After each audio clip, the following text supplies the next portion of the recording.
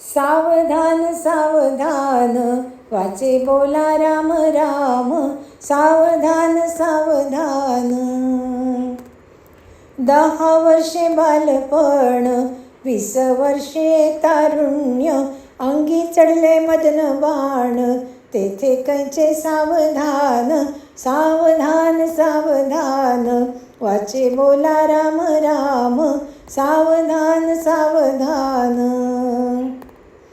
30 होय भरती, दारापुत्रा लागे प्रीती, त्यांचीच उपजे भ्रांती, तेथे कैची राम प्राप्ती. सावधान सावधान वाचे बोला राम राम, सावधान सावधान.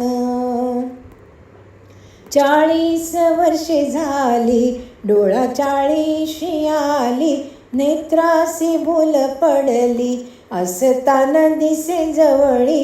सावधान सावधान वाचे बोला राम राम, सावधान सावधान. 50 वर्षे झाली, हलती दातांच्या पंक्ती, श्याम केस शुभ्र होती, त्याला म्हातारा म्हणती. सावधान सावधान वाचे बोला राम राम, सावधान सावधान. 60ची बुद्धी नाठी, हाती धरुनिया काठी, वसा वसा लागे पाठी, त्याला हसती पोरटी. सावधान सावधान वाचे बोला राम राम, सावधान सावधान. 70ची आली रचना, बसले ते उठवेना, उठवे ते चालवेना, ऐशी फजितीची यातना. सावधान सावधान वाचे बोला राम राम, सावधान सावधान. 4 मिळणी 80, परी तो झाला अपेशी, उदका वीण मासोळी जैसी, जीव होतो कासावीशी. सावधान सावधान वाचे बोला राम राम, सावधान सावधान. वर्षे झाली 90, बोलवेना एक शब्द, दारापुत्र म्हणती प्रसिद्ध, देवा याचा तोडी संबंध. सावधान सावधान वाचे बोला राम राम, सावधान सावधान. शतमान पुरुष झाला, परी तो वाया गेला, रामदासाचे बोला, अंती सावधान झाला. सावधान सावधान वाचे बोला राम राम, सावधान सावधान. आता म्हणे रामदास, सोडा संसाराची आस, सांगतो मी सज्जनास, धरा सद्गुरूंची कास. सावधान सावधान. आता म्हणे रामदास, सोडा संसाराची आस, सांगतो मी सज्जनास, धरा सद्गुरूंची कास. सावधान सावधान वाचे बोला राम राम, सावधान सावधान. सावधान. जय जय रघुवीर समर्थ. संत समर्थ रामदास स्वामींनी लिहिलेलं हे भारुड आपण आता ऐकलं.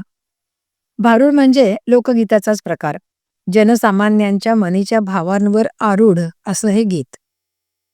आपल्या सर्वांना समर्थ रामदास स्वामींचे प्रमुख ग्रंथ, काव्यरचना माहिती आहेत.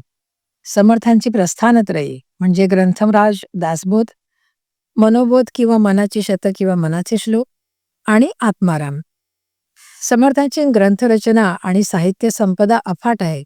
या 3 महान ग्रंथांशिवाय त्यांच्या रचना म्हणजे करुणाष्टक, सवाया, शेकडो अभंग, विविध विषयांवरच्या स्फुट रचना, देवी देवतांच्या आरत्या, वासुदेव गीत, डफ गाणं, दंडी गाणं, पांगळे, दिवटा, निसर्गाच्या कविता, शिष्यांना आणि इतरांना पाठवलेली काव्यमय किंवा ओवीबद्ध पत्र, या साऱ्यातून संसारी सर्वसामान्य माणसाला परमार्थाचा रोकडा अनुभव यावा माणसाचं जीवन सर्व अंगांनी समृद्ध व्हावं असा त्यांचा ठाम प्रयत्न असे. प्रस्थानत्रयीबद्दल बोलत होतो आपण. प्रस्थान म्हणजे गंतव्य, कुठून तरी कुठेतरी जाणं. परमार्थ मार्गात हा प्रवास आत्म्याचा आहे, जीवात्म्याचा आहे. जीव सुखदुःखादी द्वंद्वमय जीवन जगतो आहे. खरी आस आहे ती सुखाची, आनंदाची. कारण जीवात्म्याचं खरं स्वरूप तेच आहे जे भगवंताचं आहे. सच्चित आनंद, सदैव आनंदानं भरून असणारा. समर्थ सांगतात, परब्रह्माचा अंश म्हणून जीव जन्माला येतो. तो मूळ आनंदीच असतो, परंतु जसा जसा तो या मायारूप जगात संसारात येतो तसा आपल्या मूळ आनंदघन रूपाला विसरतो. मायेचा पसारा म्हणजे हे मायामय जग. आनंदाच्या शोधात जन्म, बालपण, तरुणपण, गृहस्थपण, प्रौढत्व, हळूहळू येणारं वार्धक्य, वृद्धत्व आणि शेवटी मृत्यू, हे अखंड चालणारं जीवनचक्र. आयुष्याच्या त्या त्या अवस्थेत मनुष्य सुख शोधितच आयुष्य जगतो. समर्थ नेहमी ठाम वागण्याबद्दल बोलतात. मिळमिळीत वागणं, बोलणं त्यांना अजिबात आवडत नसे. वागण्यातला सदसद विवेक, नियमितपणा, सदैव दक्षता, सावध असणं, सारासार विवेक ठेवून वागणं, अखंड भगवंताच्या अधिष्ठानाचं स्मरण ठेवणं, याविषयी त्यांचं सतत प्रबोधन असे. आज आपण हे जे भारूड ऐकलं त्यात जीव कसा कसा संसार सागरात गटांगळ्या खात राहतो, सारं करणं ब्रह्मरूप भगवंताचं आहे हे कसं आयुष्यभर विसरत राहतो आणि शेवटी जेव्हा म्हातारपण येतं, स्वतःची स्वतः हालचाल करणंही अवघड होऊन बसतं, तेव्हा कशी भगवंताची आठवण करतो याचं वर्णन केलंय. खरं म्हणजे जीव शिव एकच आहेत, पण मनुष्य आपलं मूळ रूप विसरतो. शेवटच्या क्षणी भगवंत आठवावा, त्याचं स्मरण सतत असायला हवं. त्या भगवंताशी एकरूप होण्यासाठी सद्गुरूंचा आशीर्वाद, संगती आणि कृपाप्रसादही अत्यंत जरुरी आहे. पण हे मनुष्य विसरतो बऱ्याच वेळा. मनुष्य बाळरूपाने जन्म घेतो. मूळ रूपापासून विलग विभक्त झाल्यामुळे रडतच जन्माला येतो. जन्म घ्यावा लागे वासनेच्या कारणे. पूर्वजन्मीच्या कर्मांचा आणि वासनेचा परिणाम म्हणून या जगात तो जन्माला येतो. त्याला देह प्राप्त होतो. हळूहळू तो स्वतःचं शिवस्वरूप विसरून हा देह म्हणजेच मी आहे असं समजून वागू लागतो. बाळ रूपानं जन्म घेतो. हळूहळू दुडू चालू पळू लागतो, बोलू लागतो. जन्मदात्या आईलाच सर्वस्व मानत असतो. हळूहळू मोठा होतो. बालक म्हणून खेळणं, बोलणं, पळणं शिकतो. हळूहळू आईशिवायच्या जगात तो वावरायला शिकतो. अवखळ बाळपण सवंगड्यांबरोबर खेळण्यात जाऊ लागतं. थोडा मोठा झाल्यावर जग रहाटीप्रमाणे शिक्षण घेऊ लागतो. जगण्याचा परीघ वाढतो. व्यावहारिक ज्ञान शिक्षण घेतो. देहाबद्दल हळूहळू नवल करीत पौगंडावस्थेत येतो. हळूहळू पुढे तारुण्यात पदार्पण करतो. शारीरिक आणि मानसिक ऊर्जा भरपूर असते. सारं जग पादाक्रांत करण्याची उमेद असते. या एक प्रकारे उन्मादाने भारलेल्या अवस्थेतही भगवंताचा विसरच पडलेला असतो. पुढे योग्य वयात येताच विवाह बंधनात अडकतो. सुरुवातीला आनंदी राहतो, पण जसजसा संसार वाढू लागतो तसतसा पत्नी, मुलं, संसाराच्या जबाबदाऱ्या यात अडकतो. नोकरी, धंदा, अर्थार्जन करणं या साऱ्यामध्ये त्या करत्या करावित्या भगवंताचं स्मरण करणं राहूनच जातं. मग एक दिवशी तो पहिला पांढरा केस दिसतो. येणाऱ्या प्रौढत्वाची चाहूल लागते. 50शी जवळ आलेली असते.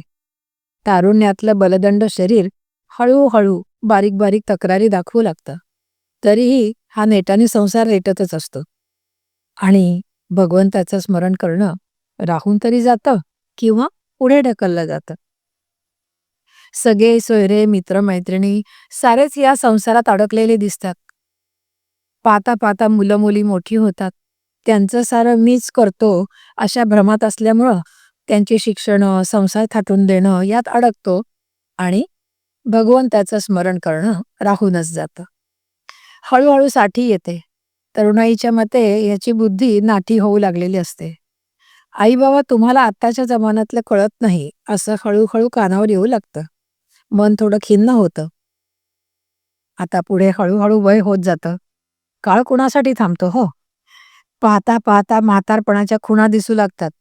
दात हालू लागतात, केस पांढरे होतात. नाहीसेही होतात. उठणं बसणं या साध्या साध्या क्रियाही आता जड होऊ लागतात. आता उठता बसता आई आई ग देवा रे हे सगळं आठवू लागतं. पुढे 80-90 गाठणं म्हणजे केवळ शरीरानं अस्तित्वात असणं एवढंच काय ते उरतं. स्वतः करण्यासारखं फारसं काही राहत नाही. आता तरी भगवत भजन आठवावं. कसं आठवणार? मनाला शरीराला सदैव परमेश्वराचं स्मरण ठेवण्याची सवय लहानपणापासूनच असायला हवी. संतांची संगती, उत्तम श्रवण याची सवय लागायला हवी. सदैव भगवंताचं स्मरण राहायला हवं.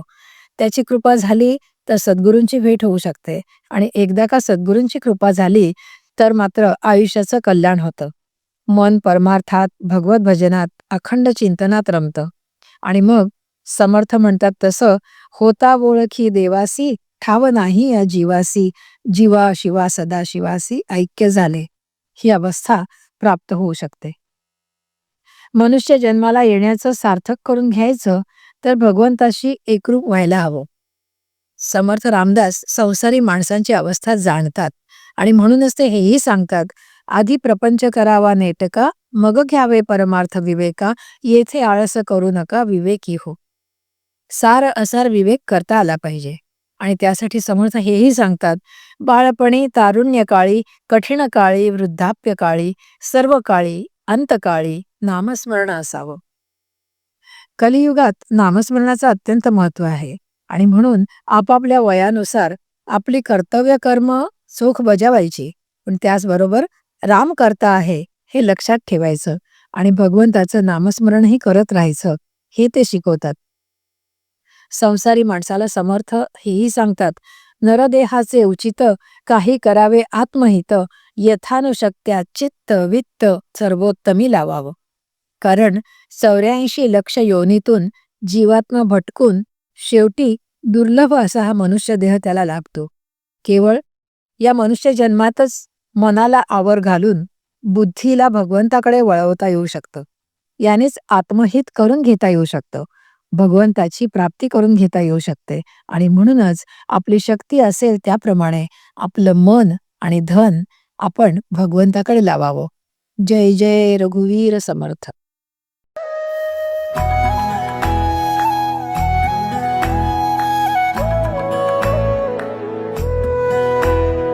अध्यात्मावर अशीच माहिती मिळवण्यासाठी देव माझा चॅनलला सबस्क्राईब करा